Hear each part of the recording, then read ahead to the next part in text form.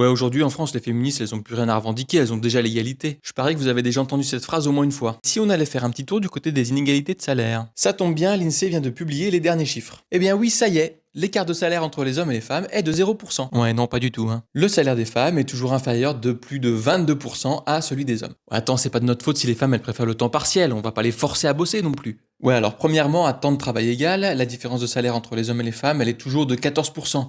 Ça a baissé un peu, mais c'est pas non plus la folie. Mais en plus et surtout, les hommes profitent du travail domestique des femmes pour, pendant ce temps, grimper les échelons et accéder à des promotions. Et ouais, parce que les écarts de salaire dans un couple hétérosexuel, ils augmentent quand il y a des enfants. En particulier quand les enfants ont moins de 3 ans et qui demandent plus de soins parentaux. Maman est à la maison et s'occupe des gosses pendant que papa a une promotion. Là, c'est le moment où je vous montre ce graphique qui est issu donc des dernières données de l'INSEE, où on voit que plus le salaire est élevé, vers la droite, moins vous avez de femmes.